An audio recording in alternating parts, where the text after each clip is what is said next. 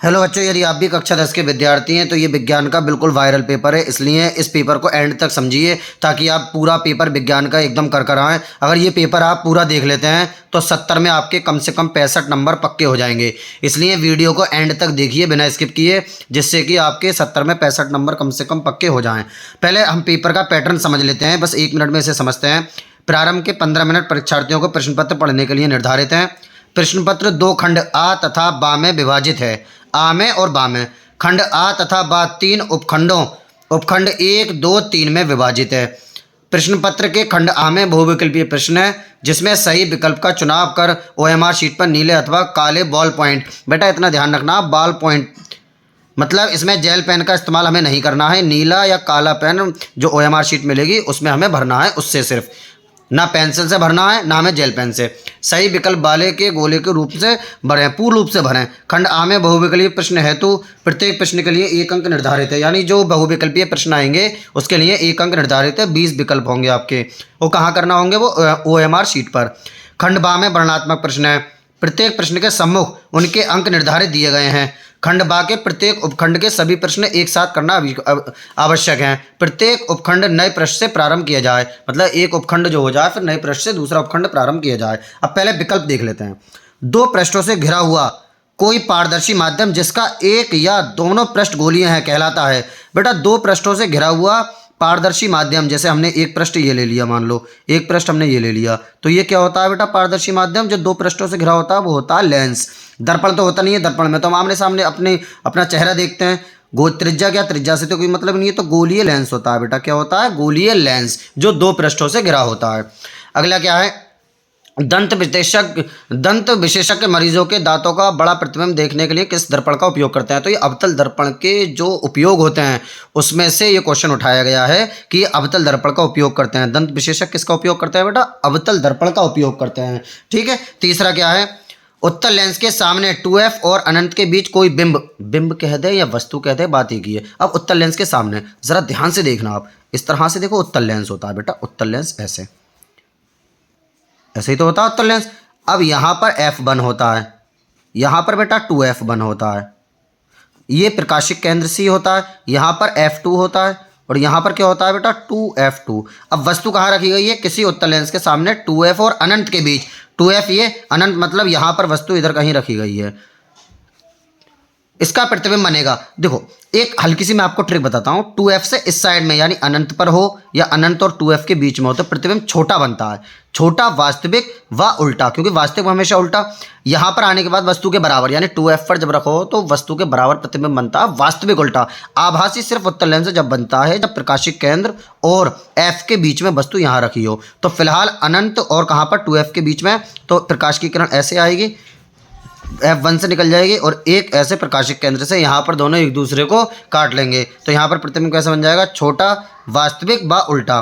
तो वास्तविक उल्टा व छोटा, यहाँ पर बराबर बनता है, इस साइड में बड़ा होता है। आभासी प्रतिबिंब कब बनता है, जब प्रकाशिक केंद्र और f के बीच में वस्तु स्थित हो। अब चलते हैं चौथे विकल्प की ओर। चौथा क्वेश्चन, मानव नेत्र अभिनेत्र लेंस की फोकस दूरी को समायोजित करके विभिन्न वस्तुओं पर रखी वस्तुओं को फोकसित कर सकता है। ऐसा हो पाने का कारण है बेटा, फोकस दूरी अपने आप वस्तु की स्थिति के अनुसार चेंज कर देना, बदल देना, क्या कहलाता है, समंजन क्षमता कहलाता है। क्या कहलाता है, समंजन क्षमता। अब 5वां क्वेश्चन, ये बड़ा बेहतरीन क्वेश्चन है, इसमें आपको डायरेक्ट नहीं दिया हुआ है बल्कि हमें मिलाना है। वैद्युत विभवांतर, विभवांतर का मात्रक क्या होता है बेटा, विभवांतर का मात्रक होता है वोल्ट, यानी पहला जाएगा चौथे के साथ। अब पहला जब चौथे के साथ जाएगा तो पहला यहाँ पहले के साथ है, यहाँ पहला पहले के साथ है, ये दोनों विकल्प तो बिल्कुल ही गलत हो गए, बी और सी। अब विद्युत धारा, धारा का मात्रक एम्पियर, यानी दूसरा जाएगा पहले के साथ, दूसरा पहले के साथ, और हमें देखने की जरूरत नहीं है, यानी डी आंसर बिल्कुल सही हो जाएगा। अगला छठा, 2 चालक तार जिनके पदार्थ लंबाई तथा व्यास समान है किसी विद्युत परिपथ में पहले श्रेणी क्रम में और फिर पार्श्व क्रम में संयोजित किए जाते हैं। श्रेणी तथा पार्श्व क्रम संयोजन में उत्पन्न ऊष्मा का अनुपात क्या है। इस सवाल को बड़ा ध्यान से सुनना। पहले हम बेटा श्रेणी क्रम में समायोजित कर देते हैं, मतलब R1 इसे कह देते हैं। श्रेणी क्रम में कैसे जोड़ देंगे, R + R, यानी R1 बराबर हो गया हमारा कितना बेटा, 2R। फिर उसके बाद कह रहा है समांतर क्रम में, देखो सवाल कह रहा है पहले श्रेणी क्रम में फिर समांतर या पार्श्व क्रम, बात एक ही है। समांतर क्रम में मैं R2 कह देता हूँ, तो 1/R2 बराबर कितना हो जाएगा, 1/R प्लस 1/r, क्योंकि समांतर क्रम में 1/, करके लिख दिया जाता है। 1/r2 बराबर कितना हो जाएगा, ये 1/r, 1/r, 2/r। और जब R2 का मान निकाला जाएगा तो कितना हो जाएगा बेटा, 1/r2 है। जब R2 में करूँगा ऊपर लेके जाऊँगा तो ये R ऊपर आ जाएगा, 2 नीचे आ जाएंगे, R2 ये आ जाएगा। लेकिन वो ऊष्माओं का अनुपात पूछ रहा, अगर प्रतिरोधों का अनुपात पूछता तो हम यहीं से, अगर बेटा प्रतिरोधों का अनुपात पूछता तो हम R1/r2 बराबर 2r बेटा ऊपर लिख देते और नीचे क्या लिख देते, r/2। 2 से 2 कट जाता, r से r कट जाता, 2 कूद के ऊपर 4 ऊपर हो जाता है, नीचे कितना बचता है 1, 4:1 डी उत्तर लगा देते बच्चे ज़्यादातर। लेकिन ऊष्माओं का अनुपात पूछा है बेटा इसमें, काय का अनुपात, ऊष्माओं का। ऊष्मा का सूत्र होता है H बराबर कितना, v²T/r, यही तो सूत्र होता है, H बराबर v²T/r। अब यहाँ पर v का जिक्र नहीं है, यहाँ पर t का जिक्र नहीं है, सिर्फ r का जिक्र है बेटा। तो हम r, वो भी बेटा नीचे है, r नीचे है, ये खास ध्यान रखना। हम कैसे लिखेंगे इसे, H1/H2 बराबर, जब r नीचे है, कहाँ पर है r नीचे, तो जो नीचे 2 आया है तो ऊपर 2 लिखा जाएगा, R2/R1, ये फॉर्मूला बन जाता है। अब कितना हो जाएगा, देखो इस साइड में मैं कर देता हूँ, H1/H2 बराबर R2 का मान बेटा ये हैगा r/2 और बटा, और R1 का मान 2r ये हैगा। अब r से r कट जाएगा, ऊपर कुछ नहीं बचा 1, नीचे कितना हो गया 4, ऊपर बेटा कुछ नहीं बचा तो 1, नीचे कितना हो गया 4, यानी टोटल मिला के कितना आ गया 1/4। कितना उत्तर आ गया 1/4। पहले हमने श्रेणी क्रम में जोड़ा, R1 बराबर r+r यानी 2r, और फिर समांतर क्रम में जोड़ा 1/, करके। वो कह रहा है ऊष्माओं का अनुपात, ये सूत्र होता है H1/H2 बराबर R2/R1। R2 का मान हमने बेटा ये वाला उठा के यहाँ रख दिया r/2, और बटा R1 का मान हमने ये लिख दिया 2r, r से ये r कट गया, 1/2 दूनी 4, ये नीचे आ गया तो 1/4, यानी कि सी ऑप्शन बिल्कुल सही हो जाएगा। सातवां, किसी विद्युत धारावाही सीधी लंबी परिनालिका के भीतर चुंबकीय क्षेत्र, बेटा लंबी परिनालिका के भीतर कह रहा है, वो अंदर कह रहा है, परिनालिका के अंदर। जैसे ये मान लो ये परिनालिका है तो इसके ऐसे करके नहीं कह रहा, वो इसके अंदर, बेटा अंदर सभी बिंदुओं पर समान रहता है और सीधा होता है बिल्कुल चुंबकीय क्षेत्र। कैसा होता है, बिल्कुल सीधा और सभी बिंदुओं पर समान, यानी इसका डी वाला ऑप्शन बिल्कुल सही हो जाएगा कि सी सभी बिंदुओं पर समान रहता है। कैसा रहता है, सभी बिंदुओं पर समान। अब बेंजीन का संरचनात्मक सूत्र है बेटा, बेंजीन का सूत्र होता है C6 और H6, ये आप ध्यान रखना। बेंजीन का सूत्र क्या होता है, C6 और H6। अब यहाँ पर हम देख लेंगे C6H6, बेटा इसमें देखते हैं 1 2 3 4 5 6 7 8, इसमें तो बहुत H होगा तो ये तो ऑप्शन बिल्कुल ही गलत हो गया। इसमें 1 2 3 4 5 6 7 8, ये भी गलत हो गया। इसमें 1 2 3 4 5 6, 1 2 3 4 5 6, और C 1 2 3 4 5 6, 1 2 3 4 5 6, इन दोनों में से एक विकल्प होगा। अब विकल्प बेटा वो होता है जिसके एकांतर क्रम में, मतलब एक छोड़ के एक छोड़कर एक क्या लगे हों, डबल बॉन्ड लगे हों, वहाँ पर क्या होता है। और सबके साथ, सब सी के साथ बेटा एक H आना चाहिए। देखो इस सी के साथ एक H, इस सी के साथ एक H, इस सी के साथ एक H, इस सी के साथ एक H, और एकांतर क्रम में मतलब एक यहाँ पर हमने डबल बॉन्ड लगा दिया, एक छोड़ के यहाँ, एक छोड़ के यहाँ। हाँ यहाँ लगाते तो इसे छोड़ के यहाँ लगाते तो वो बेंजीन का सूत्र हो जाता, यानी ऑप्शन नंबर सी हमारा राइट आंसर हो जाएगा। अब अगले क्वेश्चन की ओर चलते हैं बेटा। अगला क्वेश्चन की ओर हम लोग चलते हैं, यानी कि सी ऑप्शन हमारा इसमें सही हो जाएगा। बेंजीन वाले में कौन सा ऑप्शन हो जाएगा, सी। अगला क्या है, निम्नलिखित में से समजातीय श्रेणी है। समजातीय श्रेणी जिनमें क्रियात्मक समूह एक सा होता है। बेटा यहाँ पर एक सी माना जाएगा, कुछ नहीं है। एक का दुगना करेंगे तो 1 दूनी 2, यहाँ दुगने से 2 ज़्यादा है, यानी एल्केन सीरीज। ये 2 का दुगना 2 दूनी 4, यहाँ कितना है 6, दुगने से 2 ज़्यादा, यानी ये भी एल्केन, तो ये भी एल्केन, ये भी एल्केन। एक तो बेटा ये वाली सीरीज हो जाएगी। और यहाँ पर OH ग्रुप आ रहा है, एल्कोहली समूह। यहाँ पर COOH आ रहा है, यानी कौन सा, कार्बोक्सिल समूह। तो ये तो है नहीं, ये तो गलत बात है बिल्कुल। यहाँ पर एल्केन श्रेणी, लेकिन यहाँ पर OH, ये भी बात बिल्कुल गलत है। यहाँ पर OH बेटा, यहाँ पर भी OH, यानी ये भी बात सही, यानी पहली और चौथी बात सही है। तो कौन सा वाला उत्तर हो जाएगा, पहली और चौथी, यानी बी वाला ऑप्शन हमारा बिल्कुल सही हो जाएगा। अगला क्या है, 10वां, पृथ्वी की भूपर्पटी से प्राकृतिक रूप से पाए जाने वाले तत्वों या यौगिकों को क्या कहते हैं, खनिज कहते हैं।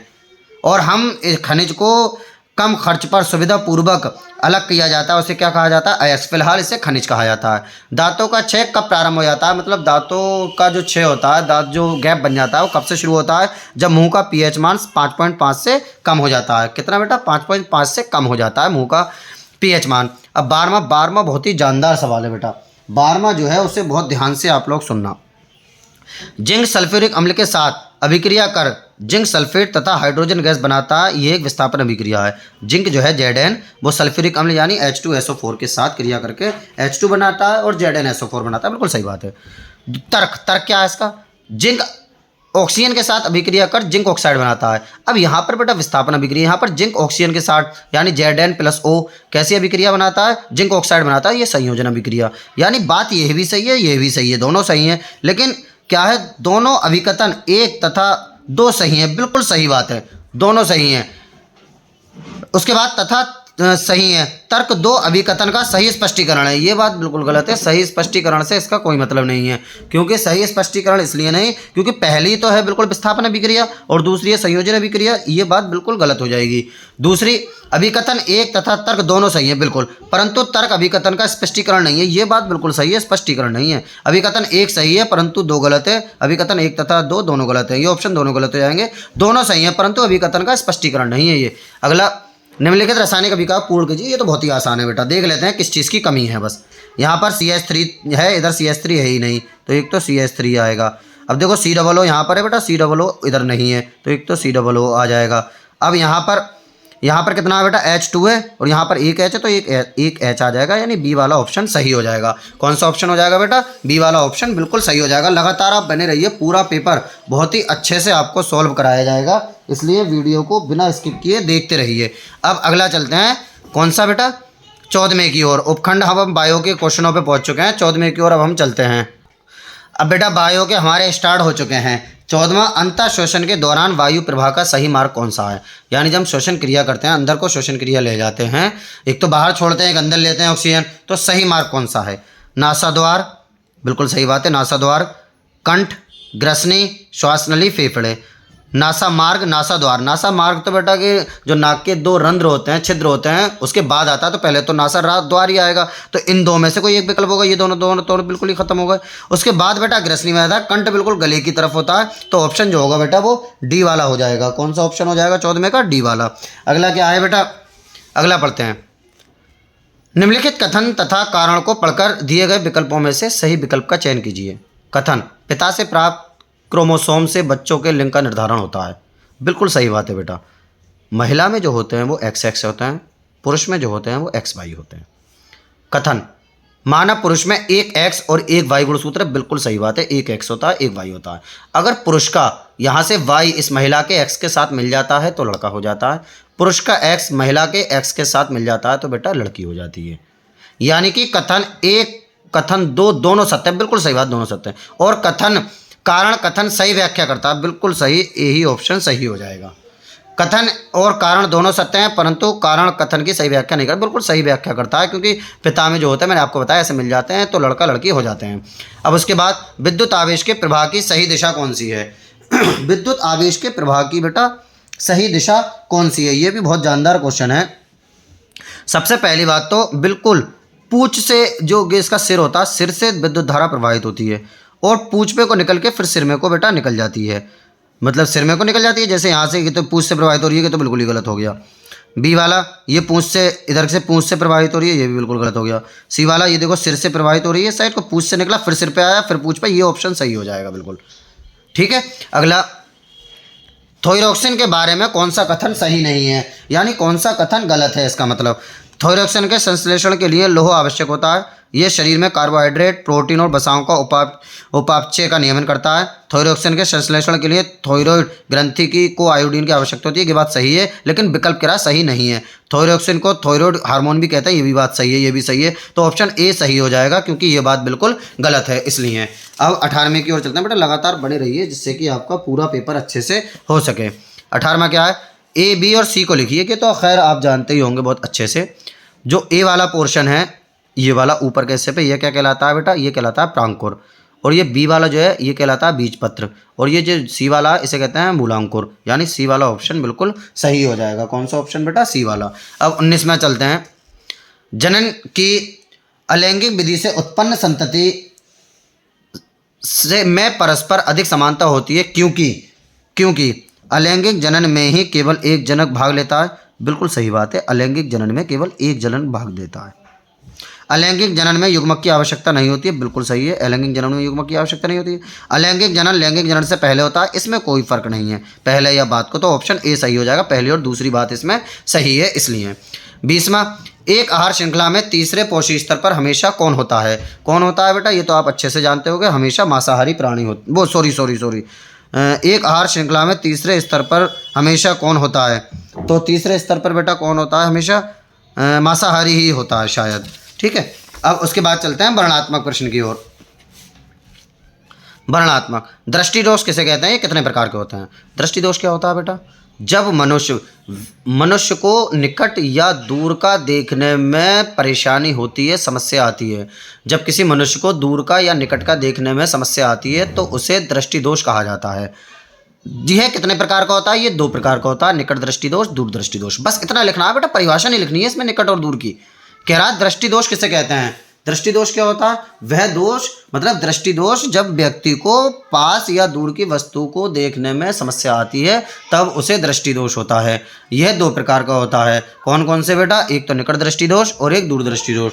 दूसरा क्वेश्चन क्या है? हमें आकाश में इंद्रधनुष केवल वर्षा के बाद ही क्यों दिखाई देता है? हमें आकाश में इंद्रधनुष केवल वर्षा के बाद ही क्यों दिखाई देता है? बेटा वो इसलिए दिखाई देता है क्योंकि जब वर्षा हो जाती है तो आकाश में, वायुमंडल में वर्षा की बूंदें रह जाती हैं, जिससे परावर्तन और अपवर्तन दोनों हो जाता है, और जिस कारण हमें क्या दिखाई देने लगता है बेटा? इंद्रधनुष दिखाई देने लगता है। ये देखिए हमने लिख कर रखा है, आप इसका स्क्रीनशॉट ले लीजिए या लिख लीजिए चाहे। इंद्रधनुष हमारे वातावरण में जल की बूंदों के कारण दिखाई देता है, क्योंकि वर्षा अथवा बादल में पानी की सूक्ष्म बूंदें अथवा कणों पर पड़ने वाली सूर्य किरणें का विक्षेपण ही इंद्रधनुष के सुंदर रंगों का कारण है। सूर्य की किरणों वर्षा की बूंदों से अपवर्तित तथा परावर्तित होने के कारण इंद्रधनुष बनाती हैं। बेटा क्या बनाती हैं? इंद्रधनुष बनाती हैं। अगला क्या है? दूसरे का पहला, उत्तल लेंस को अभिसारी लेंस क्यों कहते हैं? कि तो सीधी सी बात है बेटा, जब हमने उत्तल लेंस पढ़ा होगा इस तरह से, लेंस की अभिसारी प्रकृति जब आपने पढ़ी होगी, तो ऐसे करके जब मुख्य अक्ष के समांतर प्रकाश की किरणें आती थीं तो एक ही बिंदु पर एकत्रित हो जाती थीं। यानी क्योंकि उत्तल लेंस प्रकाश की किरणों को एकत्रित करता है, क्योंकि उत्तल लेंस प्रकाश की किरणों को एकत्रित करता है, इसलिए उत्तल लेंस को अभिसारी लेंस भी कहा जाता है। फिर ये हम चित्र बना देंगे इस तरह से, जैसे मतलब हम ऐसे करके लेंगे, यहाँ पर मुख्य अक्ष, यहाँ से समांतर लाएंगे बेटा, यहाँ से समांतर लाएंगे ये किरण, और यहाँ पर हम लोग मिला के दिखा देंगे, जिससे कि इकट्ठी हो जाएगी। अगला अवतल लेंस तथा उत्तल लेंस के उपयोग लिखिए। इसके बेटा उपयोग ले देना है दर्पण के। तो अवतल दर्पण का उपयोग एक तो अभी इसी क्वेश्चन में, इसी पेपर में ही दिया हुआ है बेटा। एक तो उपयोग कि दांतों की जांच करने के लिए डॉक्टर इस्तेमाल करते हैं। दूसरा जो नाई शेविंग बनाते हैं वहाँ पर अवतल दर्पण लगा होता है। उत्तल दर्पण बेटा जो गाड़ी होती है वो बराबर का जो साइड मिरर होता है उसमें क्या होता है? उत्तल दर्पण होता है, जिससे पीछे का दृश्य देखने के काम आता है बेटा। कहाँ का दृश्य? पीछे का दृश्य देखने के काम आता है। अगला, किसी 4 ओम के प्रतिरोधक, ये बेटा न्यूमेरिकल है, इसे हम अच्छे से कर लेते हैं। किसी 4 ओम के प्रतिरोधक, 4 ओम, ओम शब्द दिखते ही काय का मान होता है? आर का मान, यानी आर बराबर कितना है? 4 ओम। आगे क्या कह रहा है? प्रति सेकंड, जैसे ही प्रति सेकंड शब्द दिख जाए फौरन टी का मान कितना होता है बेटा? 1 सेकंड। यदि आपने न्यूमेरिकल की अभी वीडियो नहीं देखी है तो डिस्क्रिप्शन में इसका लिंक है, न्यूमेरिकल की वीडियो देख लीजिए। आगे क्या है? सो जे ऊष्मा उत्पन्न हो जाती है बेटा, ऊष्मा कहा जाता है एच को। जे का मतलब होता है जूल, यानी एच बराबर कितना है बेटा? 100 जूल। कितना है? 100 जूल। उसके बाद क्या कह रहा है? प्रतिरोधक के सिरों पर विभवांतर ज्ञात कीजिए। विभवांतर कहा जाता है बेटा किसे? वी को। अब हम सूत्र लगा देंगे, कितना? एच बराबर v²t/r। एच बराबर v²t/r। एच का मान कितना है? 100 बराबर v का मान हमें ज्ञात करना है, इसलिए v² टी की जगह पर बेटा 1/r की जगह पर 4। अब इसके नीचे एक मान के क्रॉस मल्टीप्लाई हो जाएगी, v² एकम v² बराबर 100 चौक 400। अब क्या ले लेंगे बेटा हम? इसका वर्गमूल। तो v बराबर, इसका जब वर्गमूल लेंगे ये स्क्वायर हट गया और ये अंडर रूट में पहुंच गया 400। 400 का वर्गमूल बेटा कितना आ जाएगा? 20 वोल्ट। कितना आ जाएगा? 400 का 20 वोल्ट। तो यही हमारा उत्तर निकल के आ जाएगा, 20 वोल्ट। अगला क्या है? 20 ओम प्रतिरोध की कोई स्त्री, 20 ओम, ये काय का मान है बेटा? आर का। आर बराबर कितना है? 20 ओम। 20 ओम प्रतिरोध की कोई विद्युत स्त्री 5 एम्पियर धारा लेती है। 5 एम्पियर, आई मतलब एम्पियर मतलब ए, यानी 5 एम्पियर। आगे क्या है? 30 सेकंड के, एस मतलब सेकंड है बेटा, 30 सेकंड, ये काय का मान? समय दिखते ही टी का मान। टी बराबर कितना है? 30 सेकंड। कितना है बेटा? टी का मान 30 सेकंड। आगे क्या है? उत्पन्न ऊष्मा का परिकलन कीजिए। ऊष्मा किसे कहा जाता है? एच को। किसे कहा जाता है? एच को। तो डायरेक्ट ही बिल्कुल सूत्र होता है एच बराबर I²RT। एच बराबर I²RT। एच बराबर आई का मान 2 बार बेटा 5 × 5 गुणा आर का मान कितना है 20 और गुणा टी का मान कितना है, टी का मान है बेटा 30। देखो आई स्क्वायर, स्क्वायर का मतलब 2 बार मान, तो आई का मान 2 बार 5 गुणा 5, आर का मान 20 गुणा टी का मान 30। इनकी बेटा गुणा करते टाइम एक बात ध्यान रखना, जितने जीरो हो पहले जीरो लिख लो, 2 जीरो। अब 3 दूनी 6, 6 पंजे 30, 6 पंजे 30 और 30 पंजे 150।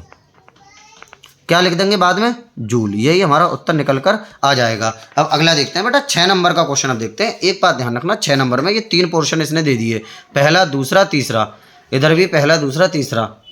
तो इसमें जो है अब बेटा 6 नंबर के ऐसा नहीं कि एक ही क्वेश्चन आएगा, हो सकता है ये 3 पार्ट्स दे दे छोटे छोटे, या तो ये तीनों करो या ये तीनों करो।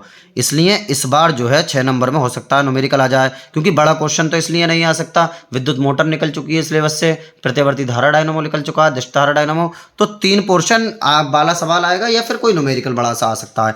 पहला क्या है, 2 चुंबकीय क्षेत्र रेखाएं एक दूसरे को प्रतिच्छेद क्यों नहीं करती हैं। बेटा क्यों नहीं करती हैं प्रतिच्छेद, क्योंकि अगर ऐसे करके प्रतिच्छेद करेंगे इस तरह से, देखो तो इसकी डायरेक्शन इधर हो जाएगी, इसकी डायरेक्शन इधर, और जबकि चुंबकीय बल रेखाओं की, चुंबकीय क्षेत्र रेखाओं की दिशा हमेशा एक ही होती है, क्योंकि यदि चुंबकीय क्षेत्र रेखाएं एक दूसरे को प्रतिच्छेद करेंगी तो उनकी दिशा परिवर्तित हो जाएगी, जबकि चुंबकीय क्षेत्र रेखाओं की दिशा कभी भी अलग नहीं होती है। अतः 2 चुंबकीय क्षेत्र रेखाएं एक दूसरे को प्रतिच्छेद नहीं करती हैं, 2 चुंबकीय बल रेखाएं एक दूसरे को प्रतिच्छेद नहीं करती हैं।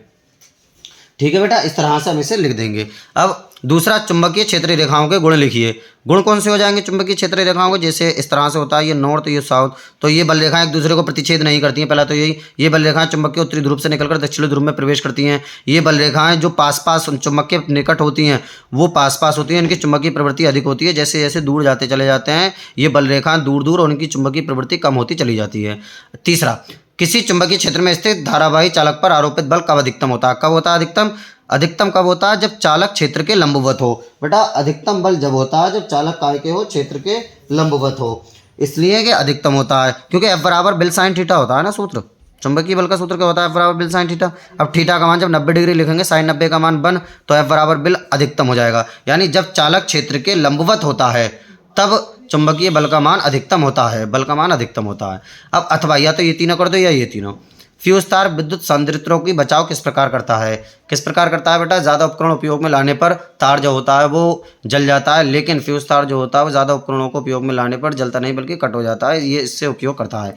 धारावाही परिनालिका के उपयोग द्वारा किन्हीं 2 अवस्थाओं स्थायी चुंबक प्राप्त किया जाता है, परिपर आरेख बनाकर स्पष्ट कीजिए। 2+4 यानी 2 नंबर का पहला वाला क्वेश्चन है, 4 नंबर का दूसरा वाला है। तो ये कैसे करा जाता है बेटा, इस तरह से देखो, ये देखिए, जब एक धारावाही परिनालिका का उपयोग किया जाता है तो स्थायी विद्युत चुंबक प्राप्त करने के लिए निम्नलिखित शर्तों का उपयोग किया जाता है। नंबर 1, परिनालिका के अंदर की छड़ को स्टील जैसे चुंबकीय पदार्थ से बनाए जाना चाहिए, जिससे चुंबकीकरण के बाद लंबे समय तक चुंबकीय गुणों को बनाए रखें। दूसरा, दिष्ट धारा होनी चाहिए। परिनालिका में बेटा कैसी धारा होनी चाहिए, दिष्ट, और ये चित्र बना देंगे इसमें।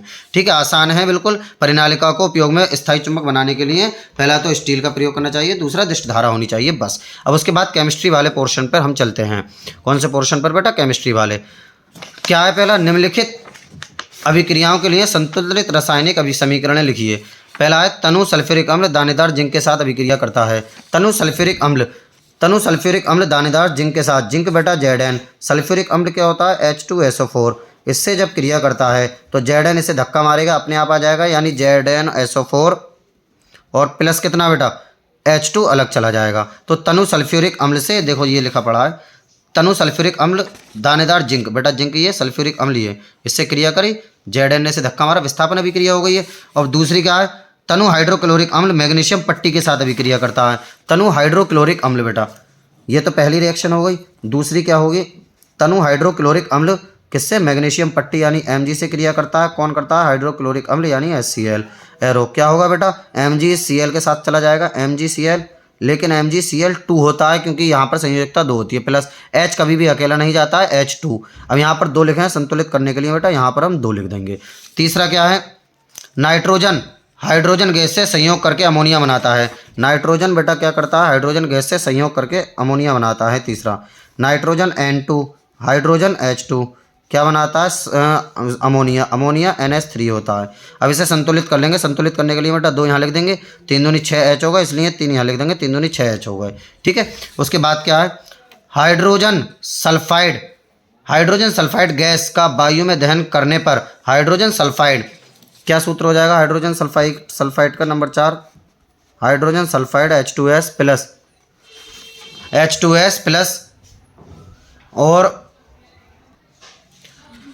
तो H2S और आगे क्या है sulphide gas, hydrogen sulphide gas का वायु में, वायु क्या होता है बेटा, वायु का सूत्र होता है O2, कितना होता है O2, क्या बनाता है, दहन होने पर जल तथा सल्फर डाइऑक्साइड बनता है। जल क्या होता है बेटा, जल का सूत्र होता है H2O और सल्फर डाइऑक्साइड का कितना होता है SO2। अब इसे संतुलित कर लिया जाएगा। वो कितना है यहाँ पर 2 ये और एक ये 3, यहाँ पर कितना है बेटा, यहाँ पर है 2। तो एक काम करते हैं दोनों तरफ 4 4 कर ले, फिर यहाँ पर 2 हम लिख देते हैं। अब 2 दूनी 4H यहाँ पर हो गए और 2H 2 यहाँ लिख देते हैं। अब यहाँ कितने हो गए, 2 दूनी 4H हो गए, 2 दूनी 4H हो गए। ओ कितना है बेटा 2, 2 यहाँ पर है, ओ यहाँ पर कितना है 2 और 2 4 O हैं यहाँ पर, तो इसलिए 2 यहाँ लिख देते हैं। इस तरीके से ये क्या हो जाएगी बेटा, संतुलित हो जाएगी रासायनिक समीकरण। छठा, निम्नलिखित का कारण बताइए। प्लेटिनम, सोना एवं चांदी का उपयोग आभूषण बनाने के लिए क्यों किया जाता है? क्योंकि इनका आभूषण बनाने के लिए उपयोग इसलिए किया जाता है, ये बहुत कम क्रियाशील धातुएं होती हैं। कैसी होती हैं? बहुत कम क्रियाशील। बस इतना लिख देना होगा, देखो ये लिखा पड़ा है, क्योंकि बहुत कम क्रियाशील, क्योंकि प्लेटिनम और सोना जो होती हैं बहुत कम क्रियाशील धातु होती हैं, अतः इन्हें क्या करा जाता है, आभूषण के लिए उपयोग किया जाता है, आभूषण बनाने के लिए। अगला, निष्कर्षण प्रक्रम में कार्बोनेट तथा सल्फाइड गैस को ऑक्साइड में परिवर्तित किया जाता है। क्यों किया जाता है? क्योंकि ऑक्साइडों का अपचयन आसानी से हो सके। इनका उपयोग क्यों किया जाता है बेटा? ऑक्साइडों का अपचयन आसानी से हो सके। अगला, सहसंयोजी आबंध किसे कहते हैं? सहसंयोजी आबंध के 2 लक्षणों के नाम लिखिए। तो ये तो आप अच्छे से जानते होंगे, इलेक्ट्रॉनों की साझेदारी द्वारा बने आबंध को सहसंयोजी आबंध कहते हैं। ये देखिए मैंने लिख दिया है, फिर भी ये इलेक्ट्रॉन लिखा हुआ है, इलेक्ट्रॉन की साझेदारी द्वारा बना बंध सहसंयोजी आबंध बना कहलाता है। इसके 2 लक्षण, पहला यह दूसरे परमाणु में इलेक्ट्रॉन की साझेदारी द्वारा बनता है। दूसरा क्या है, ये बहुत मजबूत होता है। कैसा होता है बेटा? बहुत मजबूत होता है। अगला, इसका IUPAC नाम हमें लिखना है। कितने कार्बन है? 1 2 3 कार्बन पे होता है बेटा प्रोप, और एल्डिहाइड समूह है क्योंकि CHO आ रहा है। अगर आपने IUPAC की वीडियो नहीं देखी है तो डिस्क्रिप्शन में जाके देख लीजिए, पूरी IUPAC आपको समझ में आ जाएगी। तो CHO आया, CHO का मतलब क्या हो गया? एल्डिहाइड समूह, और एल्डिहाइड समूह दिखते ही एल्केनल सूत्र होता है, 3 कार्बन है इसलिए प्रोपेनल। क्या हो जाएगा बेटा? प्रोपेनल। अगला, 1 2 3 कार्बन पे क्या होता है बेटा? प्रोप, और CO समूह यानी कीटोन समूह, तो क्या होता है? एल्केनॉन यानी प्रोपेनॉन। क्या हो जाएगा? प्रोपेनॉन। कौन से नंबर पर है? दूसरे पर, तो डैश लगा के 2 लिख दो। अगला, कठोर जल को साबुन से उपचारित करने पर झाग के निर्माण को समझाइए। अब इसमें बेटा 3 पोर्शन 6 नंबर के हैं। ये वाला कर दें, ये दोनों, और ये वाला, या फिर आगे होंगे वो कर देना होंगे। अब कठोर जल को साबुन में उपचारित करने से झाग को समझाइए। देखो ये है, जब कठोर जल में साबुन मिलाया जाता है तो कठोर जल में मौजूद Ca2+ या Mg2+ आयन साबुन के साथ अभिक्रिया करते हैं। साबुन में मौजूद सोडियम लवण अपने अनुरूप कैल्शियम तथा मैग्नीशियम लवण में बदल जाते हैं और झाग बनकर निकल जाते हैं। Ca2 और Mg2 क्या होता है बेटा? झाग बनकर निकल जाते हैं। अगला देखते हैं आप कौन सा है बेटा। 7वें में या तो वो तीनों कर दें या फिर ये कर दें, विकृत गंधिता, रेडॉक्स अभिक्रिया, स्थिरीकरण। ये तो बहुत ही आसान है, विकृत गंधिता, रेडॉक्स अभिक्रिया, स्थिरीकरण, ये तीनों कर दें या वो तीनों कर दें। अगला, जैव निम्नीकरण और अजैव निम्नीकरण के पदार्थों के बीच अंतर समझाइए, इसके उदाहरण भी लिखिए। जैव निम्नीकरण और अजैव निम्नीकरण के पदार्थों को अंतर समझाइए और इसके उदाहरण भी लिखिए। क्या है बेटा? ये देख लेते हैं। वे अपशिष्ट पदार्थ जिनका जैविक कारकों द्वारा अपघटन होता है जैव निम्नीकरण अपशिष्ट कहलाते हैं, जैव निम्नीकरण कहलाते हैं। जैसे घरेलू कचरा, रुई, मतलब ये अपघटन हो जाता है इसका, तो जैव निम्नीकरण। और जिसका अपघटन नहीं होता वो अजैव निम्नीकरण, प्लास्टिक की बोतलें, पॉलीथीन, कांच आदि। तो इस तरह एक आध क्वेश्चन हो रहे बायो का, वो आप बिल्कुल आसान सा है, वो अगली वीडियो में हम डिटेल में करके कर देंगे। तो आज के लिए इतना ही रहने देते हैं, बाकी बातें नेक्स्ट वीडियो में होंगी। और आपने यदि वीडियो को लाइक नहीं किया हो या लाइक कर दीजिए, चैनल को सब्सक्राइब कर लीजिए, और विज्ञान की कोई भी वीडियो आपको चाहिए हो तो डिस्क्रिप्शन में जाकर डिटेल में आप देख लीजिए।